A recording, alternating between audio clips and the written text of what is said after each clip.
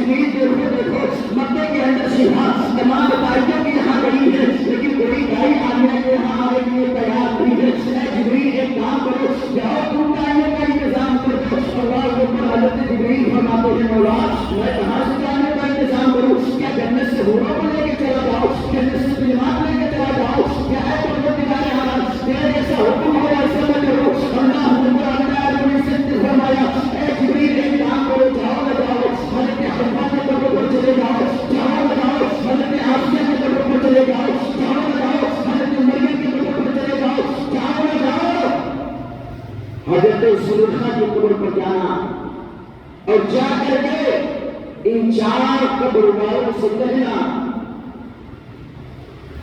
اے اللہ رب العزت کی بنائی ہوئی مخلوق آدم شبیر اللہ حضرت حوا رضی اللہ تعالیٰ عنہ شوہر حضرت جبریل نے کہا اے آدم کی بیوی حوا اللہ نے آپ کو حکم دیا ہے آپ مکہ آمنہ خاتون کے یہاں پہنچے. حضرت آسیہ کو حکم دیا ہے آسیہ اللہ نے آپ کو حکم دیا ہے آپ مکے کے اندر آمنہ خاتون کے یہاں پہنچے. حضرت زلیخا کو حکم دیا زلیخا اللہ نے آپ کو حکم دیا ہے آمنہ خاتون کے یہاں پہنچے. حضرت مریم کو حکم ہوا اے عیسیٰ کی ماں تمہاری پاکیزگی کا ڈنڈا پوری دنیا کے اندر بچتا ہے آپ کو اللہ نے حکم دیا ہے آمنہ خاتون کے یہاں پہنچے. حضرت شفا فرماتی ہے میں تمام بھائیوں کے یہاں گئی لیکن کوئی آنے کے لیے تیار نہیں. کچھ دن کچھ دیر انتظار کیا. آمنہ خاتون بھی فرماتی ہے حضرت شفا بھی فرماتی ہے ہم تمام لوگوں کی نظروں میں دیکھا چار بھائیاں نے یہاں پیش ہو کر کے آئی. اللہ اکبر. آمنہ خاتون نے جب چار لوگوں کو دیکھا تو شفا سے کہنے لگے شفا تم نے تو کہا تھا کہ مکے کے اندر کوئی آنے کے لیے تیار نہیں. یہ دیکھو چار کی چار بھائیاں آ گئی. حضرت شفا فرماتی ہے اے آمنہ میں تو سب کے دروازے پر گئی لیکن سب نے مجھے جواب دے دیا یہ جو چار بھائیاں آئی ہیں مجھے معلوم نہیں ہے کون ہے. آمنہ خاتون فرماتی ہے خیر ذرا ابھی ہم پہچان کر ہی لیتے ہیں کون ہے. یہ مکے سے تعلق رکھنے والی ہے یا کہ کہیں اور سے تعلق رکھنے والی ہے. حضرت آمنہ خاتون فرماتی ہے اے بھائیوں ذرا ایک کام کرو اگر میرے پاس آ گئی ہو تو واقعی تمہارا آنا یہاں مبارک ہو لیکن مجھے معلوم ہے تم اپنی مرضی سے نہیں آئی ہو تمہیں بھیجا گیا ہے. ہاں تمہیں بھیجا گیا ہے. اللہ رب العزت نے مجھ سے وعدہ کیا تھا اے آمنہ گھبراؤ نہیں جس بچے کو میں تمہارے یہاں بھیجوں گا وہ نبیوں میں سلطان ہوگا اس کی حفاظت کی ذمہ داری ہماری ہے. اے بھائیوں مجھے معلوم ہے تم ہوش سے نہیں آئی ہو بلکہ تمہیں بھیجا گیا ہے لیکن ذرا اپنے چہرے سے ایک پردہ کو ہٹاؤ نقاب کو ہٹاؤ مجھے دیکھنے کو دو میری بیمار آنے کے لیے دائی کون سی آئی ہے. حضرت شفا فرماتی ہے کہ پہلے بھائی نے پردہ ہٹایا. آمنہ خاتون فرماتی ہے شفا پہچان نہیں سے یہ کوئی اور نہیں بلکہ ابو البشر آدم شفیع اللہ کی بیوی حوا ہے جو میرے یہاں دائی بن کے آئی ہے.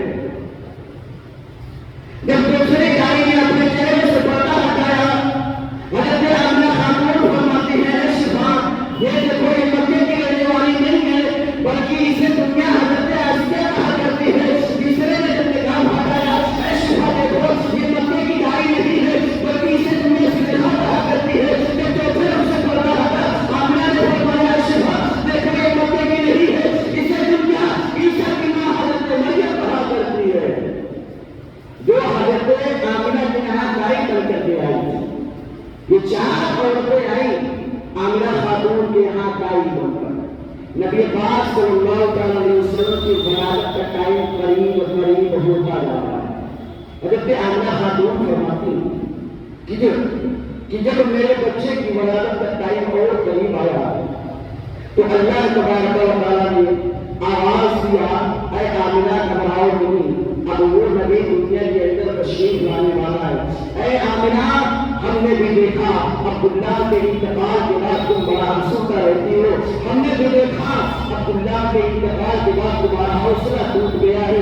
ہم نے بھی دیکھا عبداللہ کے انتقال کے بعد تمہاری آنکھیں ہمیشہ نم رہتی ہیں. ہم نے بھی دیکھا عبداللہ کے انتقال کے بعد تمہارا دل ہمیشہ ٹوٹتا رہتا ہے. لیکن اے آمنہ گھبراؤ نہیں تمہیں مبارکباد پیش کیا جاتا ہے.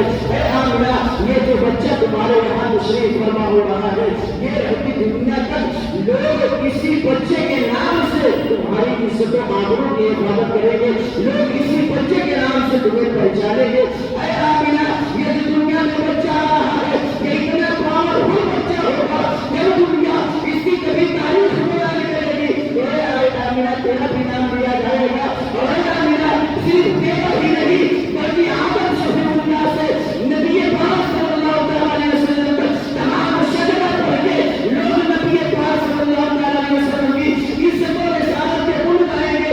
اے آمینہ، یہ بچہ تمہارے گود میں آنا مبارک ہو۔ اگر تیری پہچان ہوتی ہے تو اس نبی کے ایمان سے ہوا کرے گی۔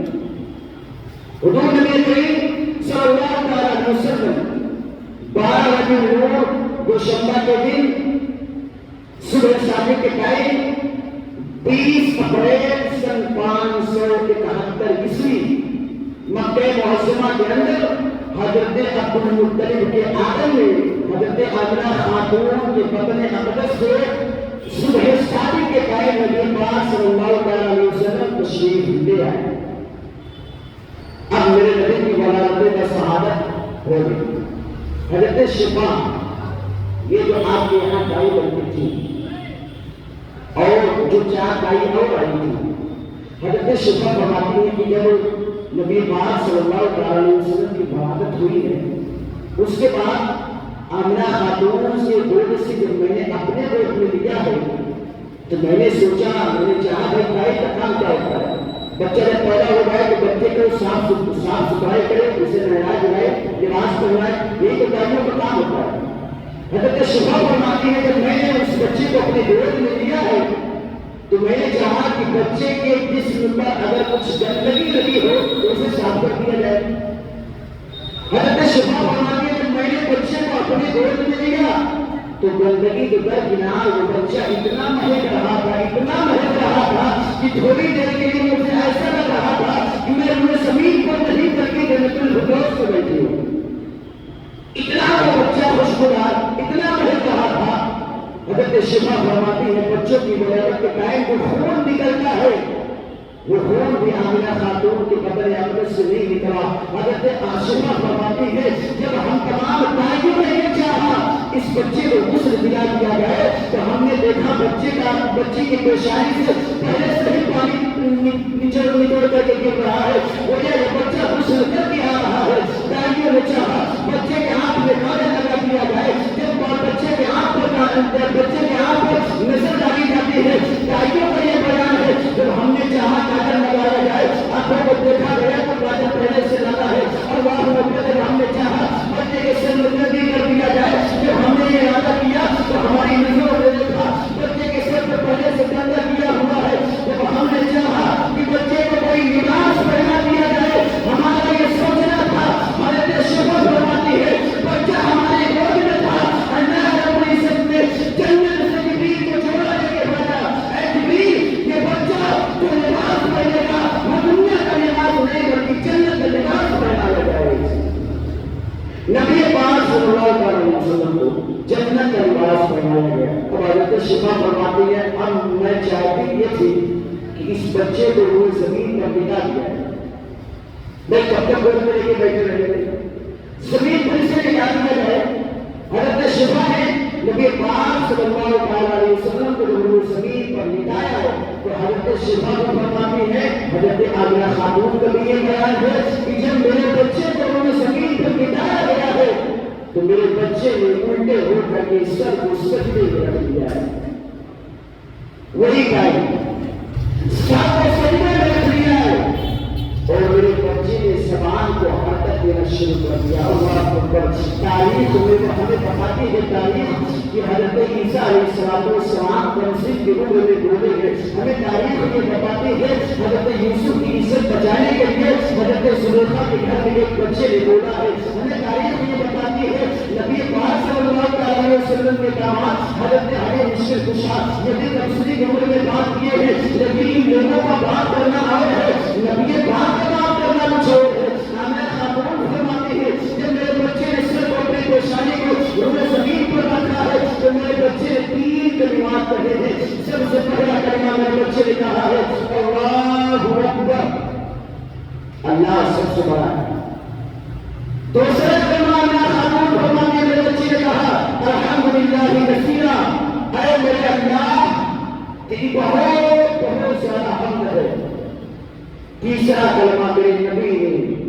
پیشانی کو سر کو سجدے میں رکھا ہے وہ زمین پر آمنہ خاتون فرماتی ہے میرے بچے نے کہا رب حب لی امتی، اے میرے اللہ میرے امتیوں کی بخشش کر دینا، میرے امتیوں کی مغفرت کر دینا۔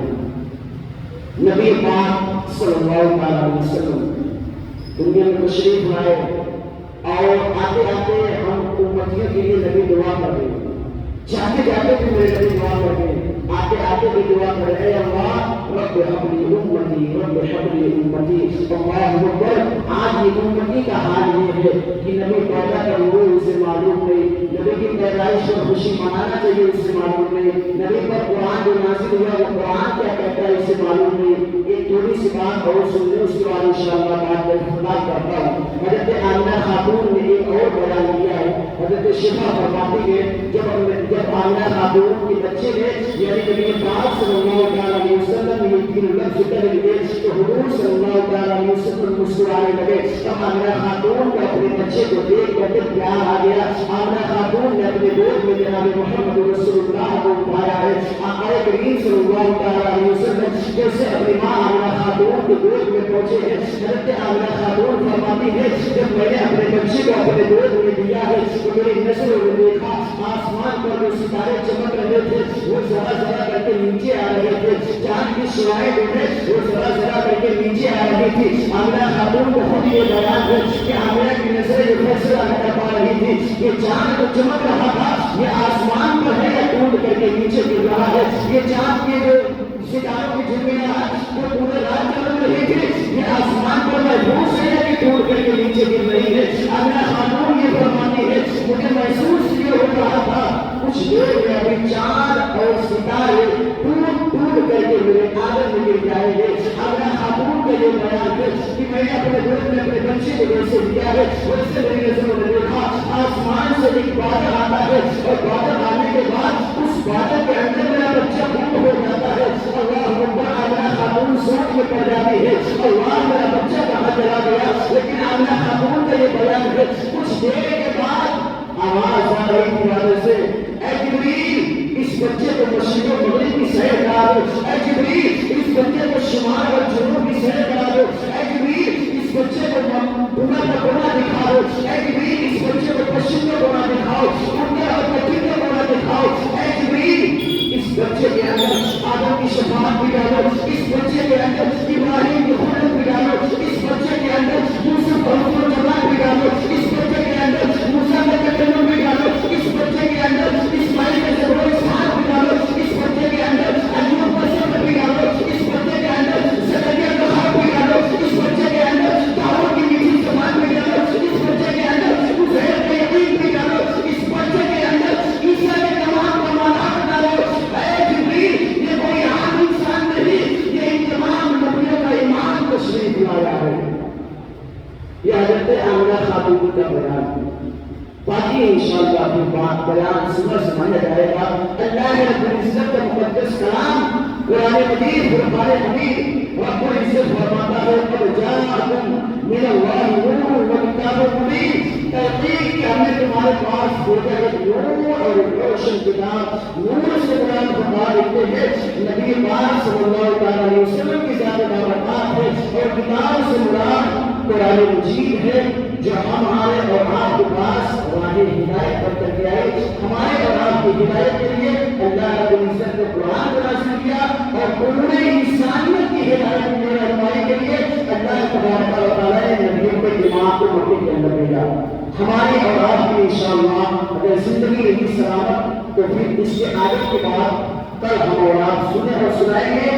اللہ رب العزت کی بارگاہ میں دعا کرتے ہیں پروردگار عالم میرے کہنے میں آپ تمام سامعین کی سننے میں اگر کچھ خطا ہو گئی ہو تو اللہ رب العزت اسے معاف فرمائے، اور ہمیں اور آپ کو اللہ تبارک و تعالیٰ نبی پاک صلی اللہ علیہ وسلم سے الفت و محبت کرنے کی توفیق و رحمت عطا فرمائے۔